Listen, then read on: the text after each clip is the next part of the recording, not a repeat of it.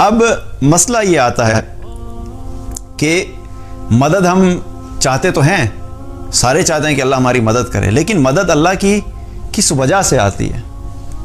ایک طرف ہم چاہتے ہیں اللہ کی مدد آئے، اور دوسری طرف ہماری ساری زندگیاں اللہ کی نافرمانی والی ہوں، اللہ سے دشمنی، اللہ سے بغاوت، نماز ہم نہ پڑھیں، روزے ہم نہ رکھیں، جھوٹ ہم لوگ بولیں، غیبت ہم لوگ کریں، فحاشی اور عریانی نہ صرف دیکھیں بلکہ اس کو پروموٹ بھی کریں، اور سود کے اوپر کاروبار بھی چل رہا ہو، تو پھر ہم کہتے ہیں اللہ کی مدد نہیں آ رہی۔ تو اللہ کی اگر مدد چاہیے تو سب سے پہلے کیا چیز ہے کہ اللہ سے کوئی تعلق تو ہو جو اللہ سے ہماری مدد کرے۔ کبھی ہم ایکسپیکٹ کرتے ہیں کہ ہم نے کسی کے ساتھ دشمنی کی ہوئی ہو اور دشمن ہماری مدد کرے گا۔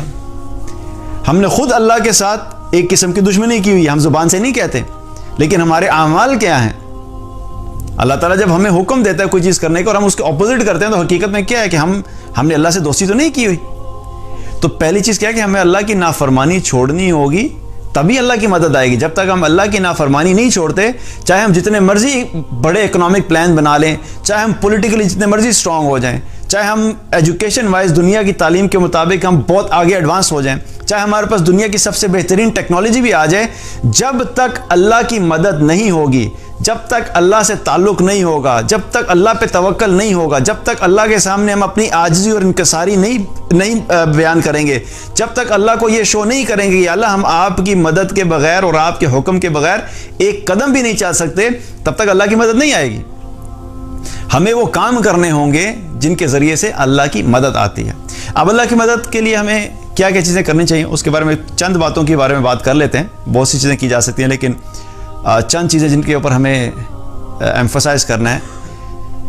اللہ تعالیٰ نے قرآن میں فرمایا یا ایھا الذین آمنوا استعینوا بالصبر والصلاۃ، اے ایمان والو اللہ سے مدد مانگو نماز اور صبر کے ذریعے سے۔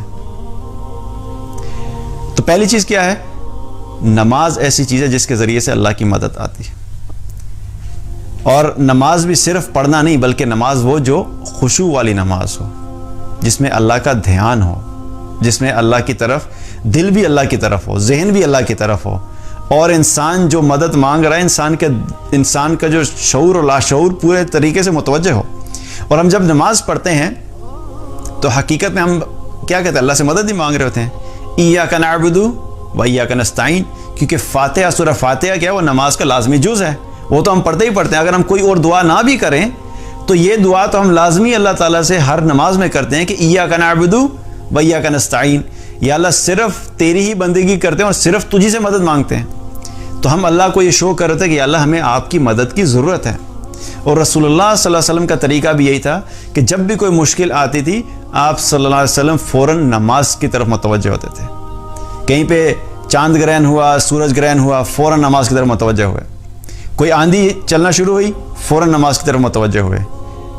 تو یہ رسول اللہ صلی اللہ علیہ وسلم کی سنت بھی ہے، اور یہی طریقہ ہے کہ ہمیں کیا ہے کہ نماز کے اوپر دھیان دینا۔ اور یہ نماز سے مراد فرض نمازیں نہیں ہیں، فرض نماز تو ہم نے پڑھنی ہی پڑھنی ہے، چاہے ہماری نیت ہو مدد لینے کی یا نہ لینے کی، فرض نماز تو ہم نے لازمی پڑھنی ہے، کیونکہ فرض نماز کی کوئی معافی نہیں ہے، ہر حال میں پڑھنی ہے۔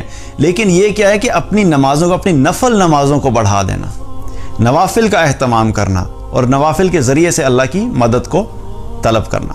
تو پہلی چیز کیا ہے؟ نماز۔ اور دوسری چیز کیا فرمائی؟ صبر۔ صبر، جب تک سچویشن مشکل ہے اس میں کیا کرنا ہے؟ ہم نے صبر کرنا ہے، اور اللہ سبحانہ تعالیٰ سے شکوے نہیں کرنے، یا اللہ میرے ساتھ یہی ہوتا ہے، آپ کو میں ہی ملا ہوں یہ سب کرنے کے لیے، جب بھی کوئی مسئلہ آتا ہے ہمارے ساتھ ہی ہوتا ہے۔ ابھی ریسنٹلی ایک پاکستان میں بات کر رہا تھا تو کسی نے مجھے بتایا کہ کوئی غریب تھا بیچارہ، اس کا کوئی ایکسیڈنٹ ہو گیا، تو میں نے اس سے پوچھا کہ اس کی طبیعت کیسی ہے، تو اس نے کہا ہاں بچت ہوگی، اللہ کا شکر، لیکن وہ بھی ایڈمٹ ہے۔ تو ساتھ ہی کہنے لگا کہ یار یہ ساری مصیبتیں جو ہے نا غریبوں پہ ہی آتی ہیں۔ تو میں نے کہا کہ اللہ سبحانہ تعالیٰ کا فیصلہ ہے، یہ کسی پہ بھی آ سکتا ہے، لیکن اصل میں تو کیا ہے؟ اس کا امتحان تو نہیں، ہمارا امتحان ہے۔ اس کا امتحان تو اس طریقے سے ہے کہ جب اللہ تعالیٰ نے اسے مشکل میں ڈالا تو اللہ اس کو آزما رہا ہے کہ اس مشکل میں بھی وہ اللہ سبحانہ تعالیٰ کے ساتھ اس کا تعلق کیسا رہتا ہے، کہ اللہ سے بدگمان تو نہیں ہو جاتا۔ اور ہمارا امتحان کیا ہے کہ جب وہ مشکل میں گیا ہے تو ہم نے کیا کیا. تو حقیقت میں کیا ہوتا ہے کہ جب بھی کوئی مشکل ہوتی ہے اس میں صرف اس شخص کے لیے امتحان نہیں ہوتا بلکہ ارد گرد میں جو لوگ جاننے والے ہوتے ہیں ان کا بھی امتحان ہوتا ہے. تو صبر کیا ہے کہ جب بھی مشکل آئے اس میں صبر کرنا. اور صبر سے مراد کیا ہے کہ صرف مشکلات میں صبر نہیں ہے بلکہ مشکل حالات میں اپنی عبادات اور اللہ کی اطاعت کو قائم رکھنا ہے. کیونکہ جب ہم عبادت کرتے ہیں تو تب بھی ہم صبر ہی کر رہے ہوتے ہیں کیونکہ ہم اپنے آپ کو اللہ کی اطاعت کی طرف لے کے جاتے ہیں اور کئی دفعہ بڑی مشکلات سے ہم اس کی طرف جا رہے ہوتے ہیں تب بھی ہم بہت سی چیزوں میں صبر کر رہے ہوتے ہیں. اسی طریقے سے جو اللہ کی نافرمانی ہے اس سے اپنے آپ کو روکنا یہ بھی صبر ہے. تو ہمیں ہر چیز میں اپنے صبر والے ایسپیکٹ کو قائم رکھنا